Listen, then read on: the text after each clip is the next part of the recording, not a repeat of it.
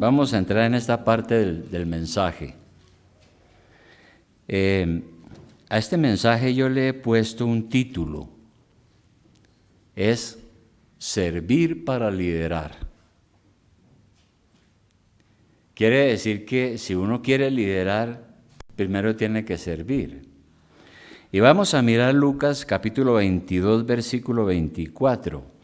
Allí tenemos el texto para que nos sirve de guía para este mensaje. Lucas 22, 24.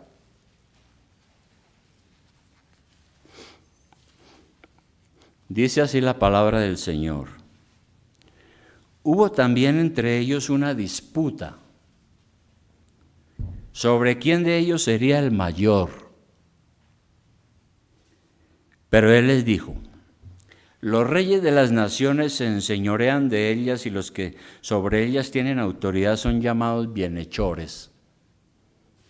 Mas no así vosotros, sino sea el mayor entre vosotros como el más joven, y el que dirige como el que sirve. Porque, ¿cuál es mayor, el que se sienta a la mesa o el que sirve? ¿No es el que se sienta a la mesa? Mas yo estoy entre vosotros como el que sirve. Pero vosotros sois los que habéis permanecido conmigo en mis pruebas. Yo pues os asigno un reino como mi Padre me lo asignó a mí, para que comáis y bebáis a mi mesa en mi reino y os sentéis en trono juzgando a las 12 tribus de Israel. Bueno, eso es al final de los tiempos, esa parte. Bueno, pero hay un asunto, hermano. La Biblia dice que después de la caída de Adán, el pecado entró en el mundo. Y con el pecado pues entró la muerte y todos los problemas. Hubo el primer homicidio, Caín mató a Abel. Y luego viene el desarrollo de muchas dificultades que pasaron. De manera que por causa del pecado el hombre ha buscado ser más importante que el otro. Ha buscado superar al otro en poder, riqueza, fama y todo eso. La confrontación violenta que vivimos los colombianos, ¿no es por eso mismo? El poder, la riqueza, el reconocimiento, ¿no? Entonces, en el mundo las personas que no tienen a Cristo gobernando en su vida, estas personas tienen como norma la utilización de todos los medios para destruir al otro. Todos los días es una guerra, desde la familia, el matrimonio, la empresa, en todas partes. Es por eso por lo que tenemos un mundo que busca ansiosamente el poder, la fama, la riqueza y utiliza todos los medios posibles para lograrlo. La traición, la intriga, la calumnia, etc. Ese es el camino para uno llegar a ser importante, grande, para uno poder dominar y mandar. Y esa es una tentación que tienen todos los seres humanos por el pecado. Pero mire usted que los apóstoles tenían ese deseo también. Ni ellos se salvaron de ocupar el primer lugar, como acabamos de leer, ¿no? Entonces le dijeron a Jesús: Señor, ¿quién es el mayor? Hay otro pasaje donde dice, también donde dos apóstoles le dicen al Señor: Señor, que tenemos una petición. El Señor les dijo: ¿cuál es? Y Él les dijo: mire, queremos que en tu reino, en tu venida, yo y mi hermano nos sentemos el uno a tu diestra y el otro a la izquierda. Y el Señor tuvo que reprenderlos también por eso, ¿no? Por esa tentación, el deseo de ser más importante que todos. Entonces aquí vemos algunas lecciones, algo que nos sirve a nosotros. La primera, Tenemos que servir a los hermanos con ánimo dispuesto. Tenemos que servir en la iglesia con ánimo. ¿Usted quiere ser el más grande y el más importante en la iglesia? El más grande no es el más educado, no es el que más títulos académicos tiene, no es el que más plata da a la iglesia, aunque a veces son la clase de personas que consideran más importantes, ¿no? Pero no debe ser así. El más grande en la iglesia no es el que busca ser servido, sino el que sirve.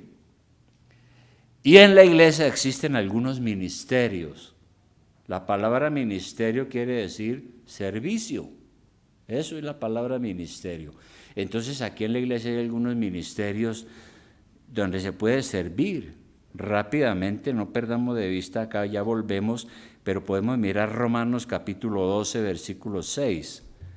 Romanos capítulo 12, versículo 6. Romanos 12, versículo 6. Aquí el apóstol está diciendo que en la iglesia somos como el cuerpo humano, somos el cuerpo de Cristo. Hay diferentes miembros y todos los miembros tienen una función diferente, como en el cuerpo humano. Una es la función del ojo, otra es la función de la boca, otra todo el cuerpo humano. Así es en la iglesia. Entonces aquí dice en Romanos 12:6 lo siguiente, dice, de manera que teniendo diferentes dones, Dios aquí nos da capacidades a cada uno para que sirvamos. Se llaman dones. Teniendo diferentes dones según la gracia que nos es dada, y empieza entonces la enumeración de algunos dones. El de profecía, pero profecía aquí no significa propiamente tener yo la capacidad de saber el futuro. Eso se dio en una época.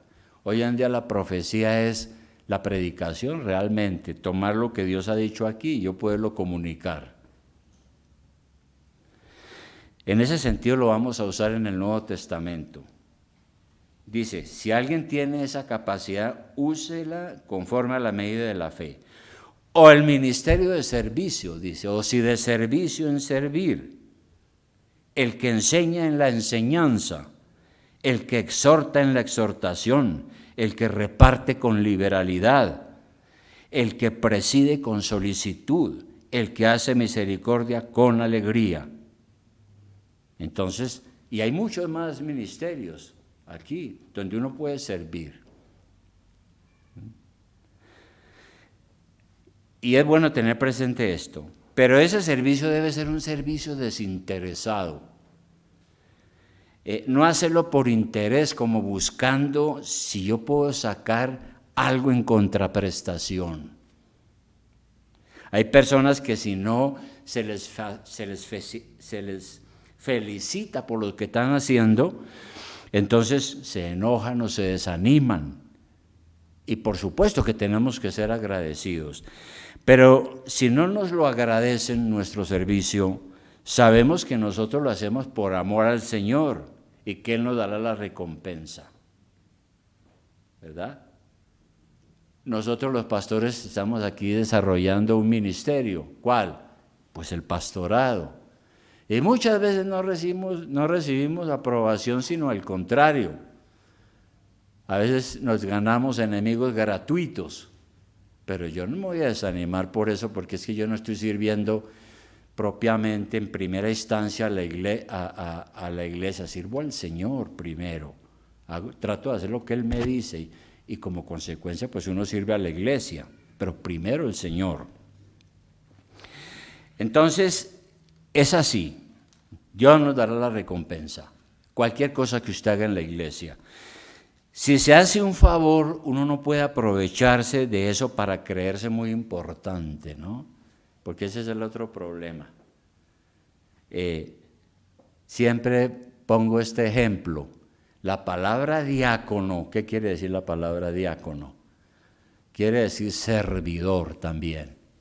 Los diáconos son unos hermanos que trabajan en el servicio en la iglesia. ¿Qué hacen ellos? visitan a un enfermo, le llevan un presente a alguien que está en dificultades económicas, y por eso ellos ejercen un ministerio llamado de misericordia. Esos son los diáconos. Pero una vez un pastor decía, a mí no me gusta tener diáconos en la iglesia. ¿Por qué? Y dijo, porque es que se crecen. No es sino que se les nombre diáconos y ya. Se crecen con el título, pero eso no es lo que está enseñando la palabra. Ningún cargo que yo tenga en la iglesia es para que uno se crezca y empiece a llenarse de orgullo y a creerse importante. No. Es para servir. Eso es. Debe ser también un servicio diligente, ¿no? No esperando que nos llamen, sino mirando las necesidades que existen en la iglesia, porque la iglesia es nuestra familia y está listos a colaborar. Un servicio diligente. Y es que a veces en las iglesias es muy triste, ¿no? Porque, por ejemplo, aquí hay un ministerio que se llama el Ministerio de la Enseñanza. En la escuela dominical hay hermanas que nos trabajan en la enseñanza de los niños. Y hay un cronograma, a la hermana tal le toca el domingo, a la hermana tal le toca el domingo, a la otra le toca el domingo. Y algunas a veces no vienen. Y tampoco llaman para decir que no pueden venir. Eso es una irresponsabilidad y un mal servicio. No lo están haciendo para el Señor. Y por eso les da lo mismo a cualquier momento decir no voy porque tengo otra cosa que hacer. Tenemos que servir también con humildad. Recuerda aquí lo que leímos, allá volviendo a Lucas capítulo 22, en el versículo 24 y más adelante. El Señor hace una pregunta, ¿quién es más importante, el que sirve a la mesa o el que está en la mesa? Obviamente es más importante el que está en la mesa porque él es el que está recibiendo toda la atención, ¿no? Pero el Señor dice que no debe ser así porque el Señor, por ejemplo, estuvo aquí y no estuvo aquí para que todo el mundo le besara los pies. Él vino a servirlo a usted, primeramente. Y el problema es que así hay algunas personas que quieren tener a los demás a sus pies, quieren que le rindan pleitesía. A algunos les da resultado, pero en la iglesia eso no puede ser así, ¿no? Dice la Biblia que nuestro Señor se despojó de la gloria, no se aferró a su condición de Dios, de hijo de Dios, sino que se despojó, vino en forma humana, se humilló, compartió nuestra miseria humana para salvarnos. No estaba obligado, lo hizo por amor. Si Él no hubiese dejado la gloria, usted y yo estaríamos ciegos y estaríamos esclavos de las perversiones de nuestro corazón. Si Él no hubiera venido por amor y se hubiera humillado. Así lo hizo el Señor. Bueno, pero luego el Señor dice algo muy importante.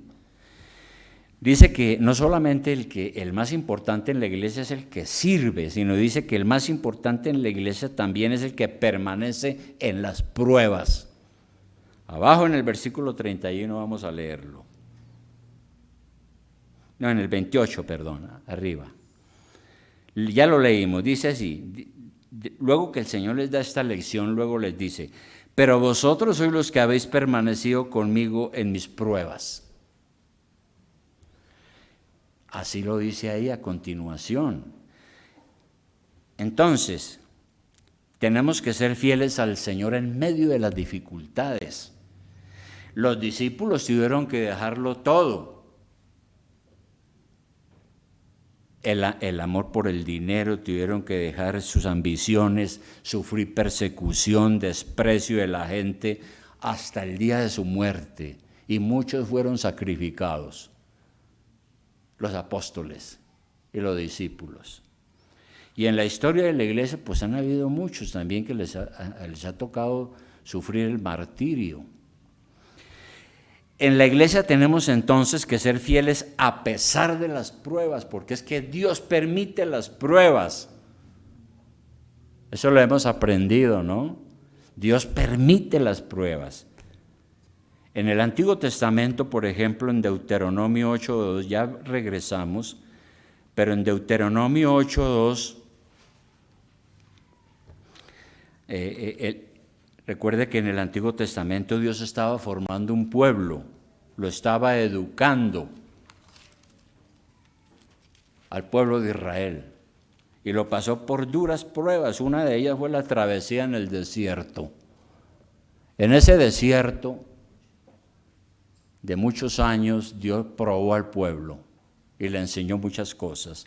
Ahí en Deuteronomio 8:2-3 dice lo siguiente: el Señor les está hablando aquí de la tierra prometida que ya van a heredar.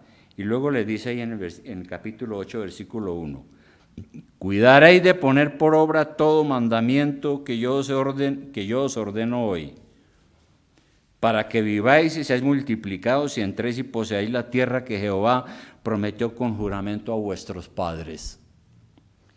Y te acordarás de todo el camino por donde te ha traído Jehová tu Dios estos 40 años en el desierto, para afligirte, para probarte, para saber lo que había en tu corazón, si habías de guardar o no sus mandamientos. Y te afligió y te hizo tener hambre, y te sustentó con maná, comida que no conocías tú ni tus padres la habían conocido, para hacerte saber que no solo de pan vivirá el hombre, mas de todo lo que sale de la boca de Jehová vivirá el hombre. Entonces Dios trató con su pueblo duramente para enseñarle a tener fe, a confiar en Él, en esa travesía de 40 años en el desierto. Y hoy somos la iglesia, el pueblo de Dios, ¿verdad? Y a las iglesias vienen pruebas para lo mismo, porque Dios nos está formando. ¿Y qué vamos a hacer en las pruebas y en las dificultades en la iglesia? ¿Qué vamos a hacer? ¿Salir corriendo? No, hermano. Debemos enfrentar las dificultades cualesquiera que sean. Jesús dice que quienes perseveren recibirán su recompensa. Y luego Él dice a ellos: os asigno un reino. ¿No?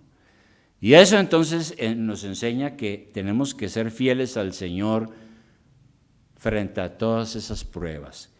Y abajo en el versículo 31 enseguida el Señor dice algo muy curioso, ¿no? Después de que les dice esas cosas. Vamos a Lucas 22:31. Inmediatamente después de que el Señor ha hablado esto, le dice a sus discípulos, a sus apóstoles lo siguiente: dijo también el Señor, se dirigió a uno de los apóstoles: Simón, Simón, o sea, a Pedro, he aquí Satanás os ha pedido para sandarearos como a trigo, pero yo he rogado por ti que tu fe no falte. Vea usted esto tan importante, ¿no? No sabemos cómo, pero fue algo parecido a lo que le sucedió a Job. ¿Recuerdan los que han leído a Job? ¿No? Que Satanás va a la presencia de Dios y le dice: mire a ese que se llama Job. Ese lo sigue a usted, pero por las cosas que usted le da. Quítele lo que tiene y verá que ya deja de creer. Entonces Dios le dijo a Satanás: ahí está en su mano. No permito que le vaya a quitar la vida, pero ahí se lo pongo. A ver si lo que usted dice es cierto. Y vemos todas las pruebas que pasó Job. Aquí no sabemos cómo, pero aquí el Señor está diciendo que Satanás le pidió que el diablo pudiera sandarear a Simón y al cuerpo apostólico, ¿no? ¿Y qué es eso de zarandear? ¿Saben qué es una zaranda, no? Es un cernidor, ¿no? En aquella época ahí se aventaba el trigo y entonces se liberaba el trigo de unas de una cascarilla. También se usa hoy en día, por ejemplo, cuando colocan el café en la zaranda para acabarlo de liberar al grano. Y lo que quiere decir a Pedro con eso es que va a venir una prueba. Satanás lo va a zarandear. Ahora bien, eso no ha terminado. El diablo sigue haciendo eso. Y por unas cosas que nosotros desconocemos, solo Dios las sabe, Él lo permite a veces. Entonces, uno de los planes más exitosos que persigue Satanás es la destrucción de la iglesia local. Él no está contento con que estemos aquí adorando al Dios vivo y verdadero, ¿no? Él está contento es cuando la iglesia no es una iglesia, sino una sinagoga de Satanás, como hubo una iglesia, ¿no? Cuando él ve una iglesia en pecado y llena de problemas, se goza y no le dice, no hace nada, la deja ahí quietica. Pero cuando hay una iglesia que está buscando al Señor de verdad y está consagrada a Él, ahí sí empiezan sus ataques. Y a veces no se pone a trabajar con uno solo, aunque puede levantar a uno solo en la iglesia para que haga un desastre, sino que a veces trata de destruir al grupo de un solo golpe. Así es el diablo. Zarandea, como le dije el Señor aquí a Pedro. En el año de 1985, yo no había llegado aquí a la iglesia. Esta iglesia estaba en la carrera 9 con calle 126. Era otro pastor. Yo llegué como en el 86. En la iglesia habían unas 150 personas. La iglesia tenía muy poquito de fundada. El pastor era un hombre muy carismático, ¿no? Pero entró Satanás y sacudió la iglesia. ¿En qué consistió el sacudón? Tentó al pastor y este cayó en adulterio con la secretaria de la iglesia. En esa época había secretaria. Yo no he tenido secretaria en tantos años. En todo caso, pasó eso, cayó en adulterio. Y luego la mayoría se desbandó. Quedaron algunas pocas familias que duraron unos pocos meses y luego se fueron a buscar una iglesia donde no hubiera problemas. Cosa que es muy difícil, que usted vaya a una iglesia donde nunca va a haber ningún problema. De manera que huyeron y no enfrentaron ni buscaron una solución. Claro, eran inmaduros porque era una iglesia nueva, aunque habían algunos que ya habían estado en otras iglesias. Pero no buscaron una solución en el amor de Cristo, sino que se llenaron de rabia y el final triste fue que salieron de la iglesia.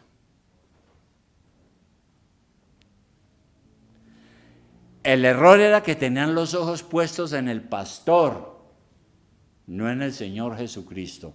Y cuando el Satanás tumbó al pastor, casi mata a la iglesia. Eso fue lo que pasó. El pastor es humano. Aunque se le exige, es un humano. La Biblia dice que nosotros debemos tener entonces los ojos puestos en Jesús, porque es Jesús el que perfecciona nuestra fe. Eso sucedió. Luego, 20 años después, ya yo estaba aquí, se formó un grupo de amigos aquí en la iglesia. Y entonces se reunían, almorzaban, echaban chistes, corrían por aquí, hacían paseos, hacían favores, el uno al otro, muy queridos. Qué amor tan tremendo, ¿no? Y de un momento a otro se levantaron en una asamblea, aquí en la iglesia, en contra de algunas doctrinas que a ellos les parecía que no eran, y en contra de los asuntos financieros. Y lo mismo, salieron como 12. hace unos 20 años. Uno de ellos, inclusive, que era el representante legal, se apartó completamente de los caminos del Señor. No quiere saber nada de la Biblia. De manera, hermano, que ese es el problema. En estos últimos días han habido ciertos acontecimientos de nuestra iglesia que me hacen pensar en eso, en la obra del diablo que está listo a destruir. El orgullo mueve a las personas a querer honor y prestigio para sí mismas, sin importar los demás. Y cuando varias personas orgullosas comienzan a competir por la posición y el poder, entonces tenemos una polarización, ¿no? Cuando hay un grupo aquí y un grupo aquí.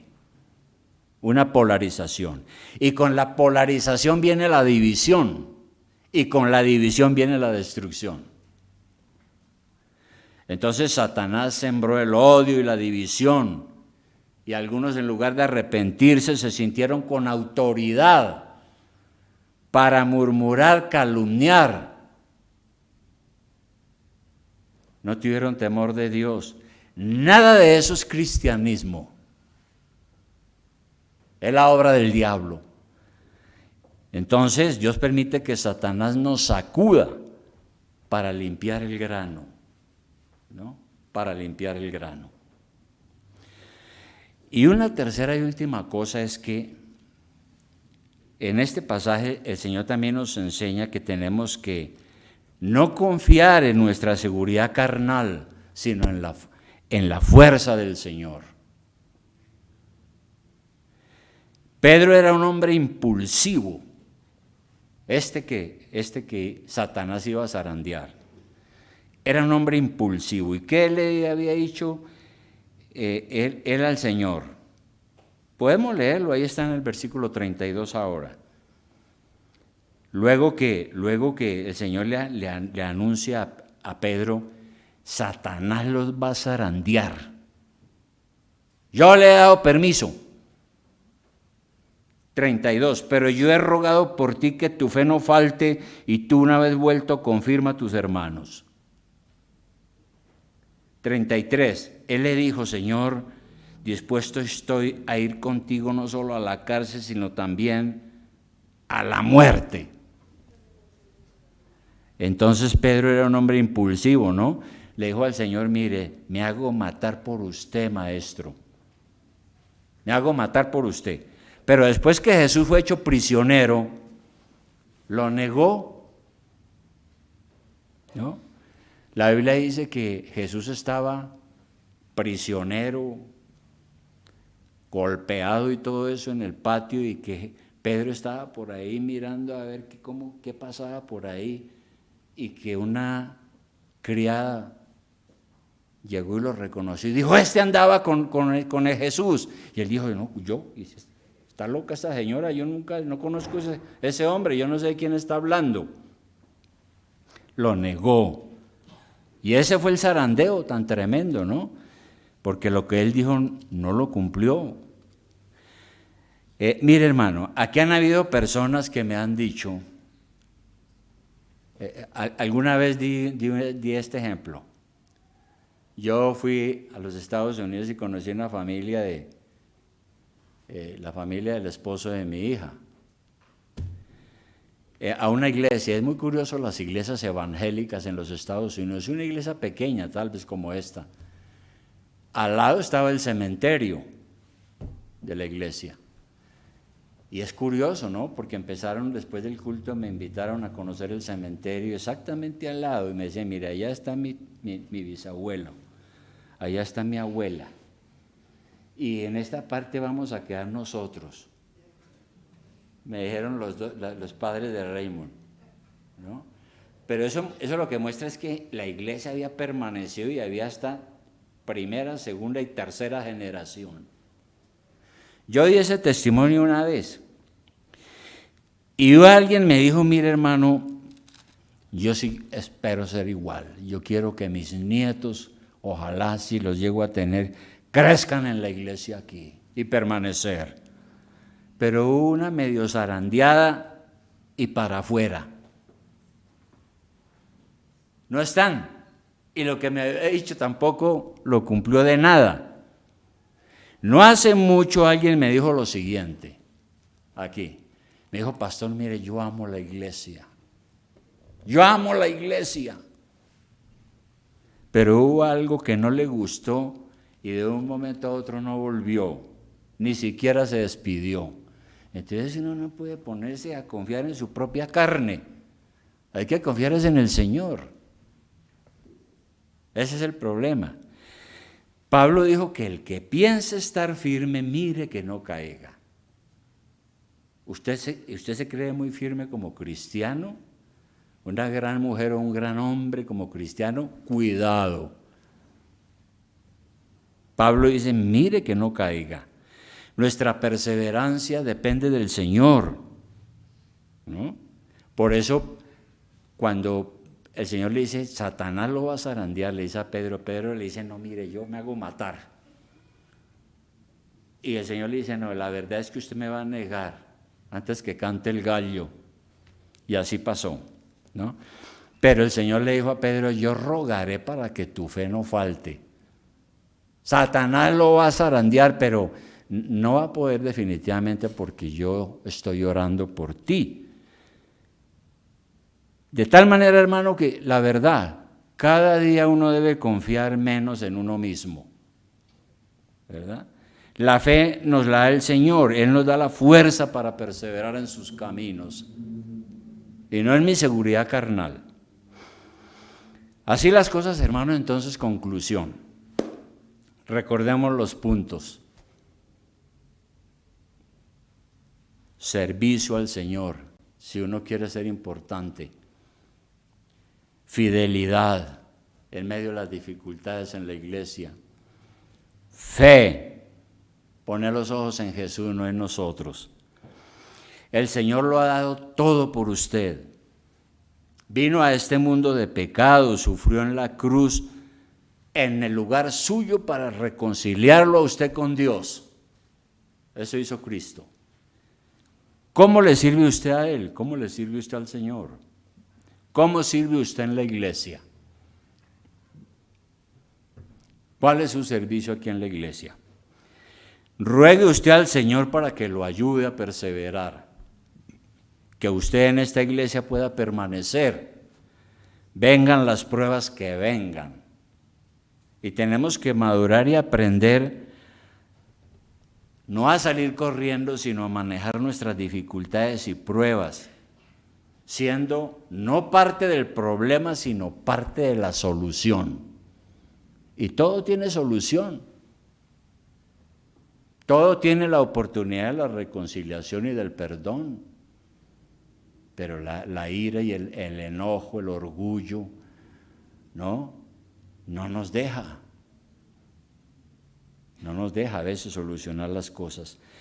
Que usted pueda ser un creyente verdaderamente grande, distinguido por su espíritu de servicio, su colaboración, porque usted no lo hace simplemente para agradar aquí a nadie, sino primeramente al Señor. Hágalo para el Señor.